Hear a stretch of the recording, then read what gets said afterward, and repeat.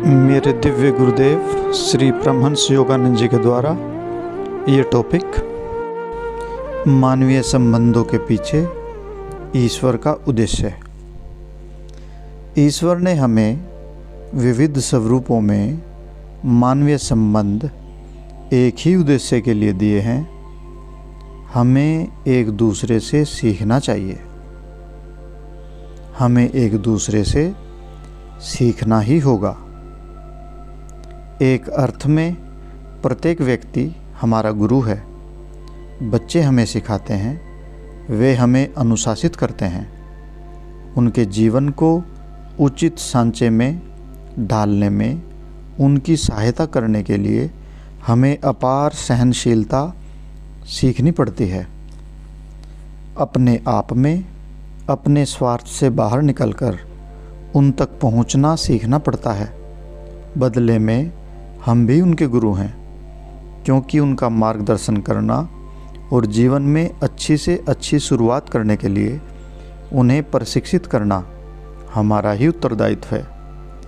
इन सभी संबंधों के कारण हमारे प्रेम का विस्तार और शुद्धिकरण होता है, और मेरा विश्वास है कि दूसरों को चरम अर्थ में परिवर्तित केवल प्रेम ही कर सकता है।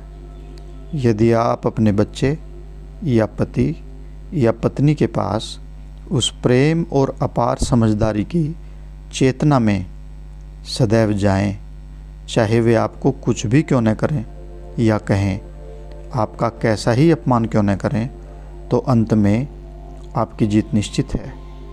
परंतु यह करते रहने के लिए आपके पास सहन शक्ति भी होनी चाहिए। आप दूसरों में जिन गुणों को देखना चाहते हैं उन्हें अपने जीवन में प्रदर्शित कर उदाहरण स्थापित कीजिए। आदर्श जीवन यह बहुत बड़ा विज्ञान है। पूज्य गुरुदेव बताते थे, जब मैं अपने गुरु के पास गया तो उन्होंने कहा, ठीक से बर्ताव करना सीखो। और हम सबको संसार में ठीक से व्यवहार करना सीखना ही होगा। यही धर्म का विज्ञान है। जब ठीक से व्यवहार करना सीखेंगे तब आप भगवान को समझ जाएंगे, क्योंकि तब आपका आचार विचार ऐसा होगा कि प्रतिपल आपको यह बोध रहेगा कि आप आत्मा हैं। यह नश्वर शरीर या मन नहीं। आत्मा सदैव ईश्वर की उपस्थिति के अमृत का पान करती रहती है। आप एक मरने वाले जीव नहीं हैं, आप दिव्य आत्मा हैं। इसलिए दिव्य आत्माओं की तरह आचरण करना सीखिए। यह आप तभी कर सकते हैं जब धर्म की व्यवहारिक जीवन में दैनिक अभ्यास में आप उतरते हैं, जैसा कि योगदा सत्संग सोसाइटी इंडिया के द्वारा सिखाया जाता है। धर्म कोई ऐसी वस्तु नहीं कि कभी कभार उसकी महिमा की ऊंची ऊंची कर चर्चा कर ली जाए और किसी महात्मा के प्रवचन सुन लिए जाएं या बाकी समय उसे भुला दिया जाए। हमारे गुरुदेव कहते थे, मुझे केवल मंदिरों में जाने वाले, गिरजाघरों में जाने वाले साधारण लोगों में कोई रुचि नहीं है। यदि होती तो विश्व भर में मेरे लाखों करोड़ों अनुयायी होते।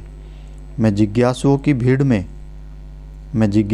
भीड़ में से उन आत्माओं को चुनने आया हूँ जो मनपूर्वक और अंतर की गहराइयों से भगवान को जानना चाहते हैं। उनका यह अर्थ नहीं था कि सबको सन्यासी बनना चाहिए, अपितु वे कहते थे, अपने हृदय को आश्रम बना लो जहाँ तुम चुपचाप भगवान की पूजा कर सको। अपने हृदय रूपी उस आश्रम में भगवान को सर्वोपरि रखिए। जब भगवान आपकी आत्मा के प्रियतम बनते हैं, आपकी आत्मा के सखा बनते हैं, आपकी आत्मा के माता पिता सहचर और गुरु बनते हैं, तब आप धन्य हो जाते हैं। जीवन हर ओर से खुशी प्रदान करता जाता है। दूसरों के साथ संबंध आनंदप्रद अनुभव प्रदान करते हैं। आप अपने बच्चों से, अपने पति या पत्नी से, माँ बाप से ईश्वर के महत्तर प्रेम, समझदारी और सहानुभूति के साथ प्रेम करने लग जाते हैं। भगवान लोगों के परस्पर संबंधों को, मानवीय हृदयों के बीच में संबंधों को मजबूत करते हैं और प्रेम को सीमित करने वाली, कुंठित करने वाली स्वार्थी आसक्ति अट्रैक्शन से उनके संबंधों को मुक्त करते हैं।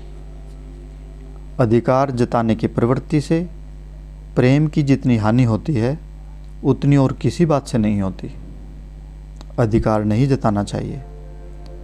तुम मेरे हो इसलिए तुम्हें ऐसा करना ही पड़ेगा, तुम्हें मेरे साथ व्यवहार करने का, तुम्हारे साथ ऐसा व्यवहार करने का मुझे अधिकार है, ऐसे शब्द मत बोलिए।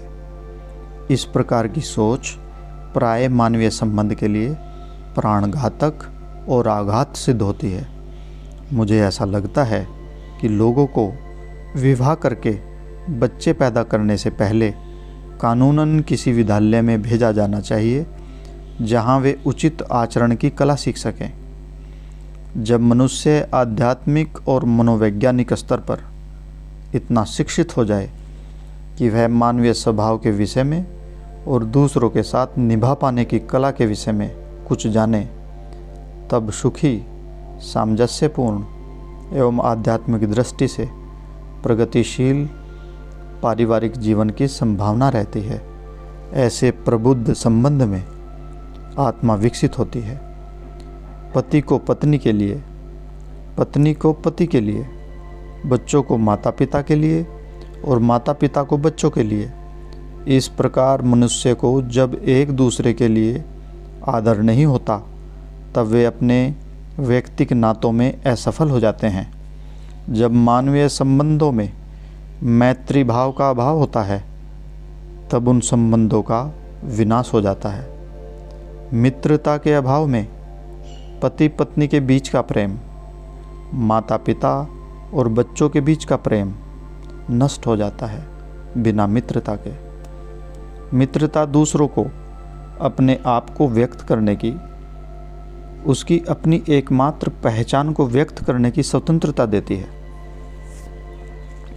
जब दो आत्माओं के बीच पूर्ण समझदारी और परस्पर विचार का आदान प्रदान होता है तब उनमें सच्ची मित्रता एवं सच्चा प्रेम होता है।